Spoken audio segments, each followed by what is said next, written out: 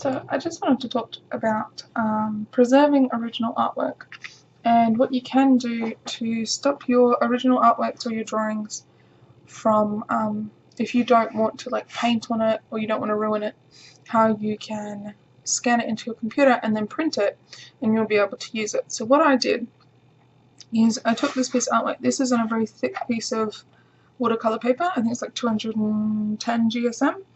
And it's far too thick to print on, so I couldn't like grab another sheet of this paper and feed it through the printer and print it directly onto a piece of this paper. So I went on the lookout and found some thinner watercolor paper so that I could try and do a watercolor on this. You can see I've been keeping it for a while. It's got little marks on it here and there that I can probably just remove with an eraser, but I didn't want it to get destroyed.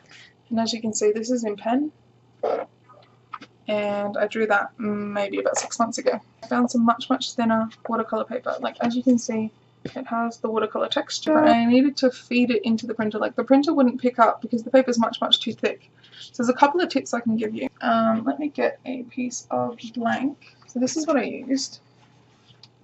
That's a blank sheet of it, and I found this just at a discount art store. And it's just the Mont A4 watercolor. It's not A4, it's letter sized. I know it says A4, but because it has this perforation, once you perforate it and you remove it from the book, I don't know, this sheet is pretty terrible. It's usually your front sheet gets the worst. Once you perforate it, it becomes letter size. So just make sure you measure your piece of paper and set your printer to the correct size. The paper unfortunately has rounded ends. This really caused a problem for my printer. Let's see if I can bring that closer. There, see, it's like a rounded end. That caused a serious problem for my printer. Like, it really did not want to pick up a rounded end. So, and that side is far too bumpy because that's the perforated side. It just wouldn't pick that up either. So what I did is I took my scissors and then squared off the end. You only need to cut off the tiniest amount, so not even half a centimeter, maybe the width of the pair of scissors. So maybe 1/4 of a centimeter. And then, as you can see, because I've cut that, it's now made the edge all bumpy. And then I took the piece of paper, took my scissors handle, and I spent some time just smoothing all those bumps out with the hard plastic. Spending some time really smoothing that out. And do both sides, just remember to do both sides. Now this is an interesting paper. It is watercolor on both sides. One side is a lot smoother, and the other side is quite textured, which is handy. And I've tested both sides, and both sides are, you can paint on either side, doesn't matter. So, and then once I did, is once I've cut that off, I placed it into my printer with the cut side in, and the side you want the stuff to be printed on this side. And then you need to put a little bit of regular paper in, so you've got a bit of height, and then take your fingers like this, put one finger on the regular paper so it doesn't feed that, and then slide this in with your fingers. As you do that, it will force it to pick up this piece of paper. Now I can probably show you that right now. So let's pull up my file that I want to print. This printer here, it is a laser printer, and that's the reason why I chose a laser printer, because then you can use watercolor over the top, and it does not cause any issues. Now I'll show you what happens if you do not push it through.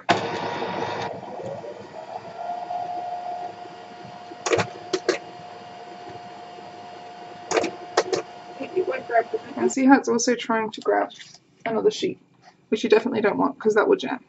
So slide your paper back out so it's not trying to grab it, and reset the printer so it can try again.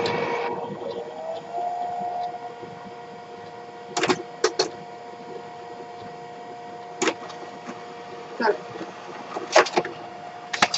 Yeah. So there you are. Beautiful print job. Looking all lovely. And now that it is on watercolor paper, I have my printed one, and I have my original. My original doesn't get damaged, nothing happens to it. I can put it down, and then I can paint on this piece if I want. We have our original. We have a printed copy that I can work on. And That's my printed copy. It is on this paper.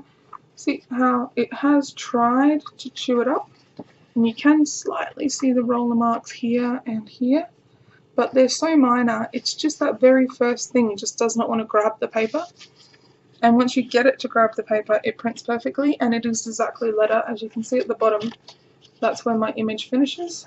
See if I can do that. See how my image finished right on the edge of the paper? That's what you want to see. If I had told it to do A4, it would have missed that part and I would have lost it. So that's all printed. Now this here is a painted copy that I did previously. As you can see, I was able to paint it and do a really good job, and none of the ink ran. I could put watercolour directly right over the top of any kinds of ink, like down here and over here, and no ink running. It's fantastic. This is like just regular printer paper. I've gotten a pretty good quality printer paper, and this is what happens when it jams. I don't know if you can still use this or anything. It just decided to go a bit mental and burn the paper a little bit. If you do print in regular printer paper, I'd recommend using something like watercolour pencils, which I have a bunch, or something similar to that, because I will show you what happens if you try to paint. Let's say I wanted to do the sky blue. This is not watercolour paper. If it's regular paper, this is what happens. You immediately try to paint. You get the paint to look really nice on here. It's really glossy and pretty, but it will make the page buckle. I'm not really trying to be neat here or anything like that. I'm just trying to show you what happens. Like, I don't think this is even, look at that. It's like pooling and not even wanting to spread. It's just like thick paint.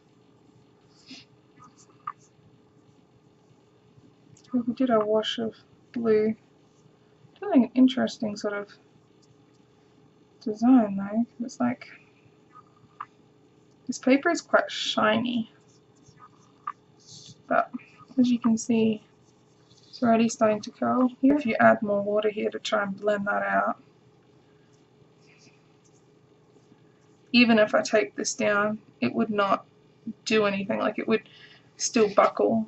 And I do see a lot of people doing artwork where they're just using printer paper, and I'm just thinking to myself, you can get some pretty cheap packs of watercolour paper to practice on.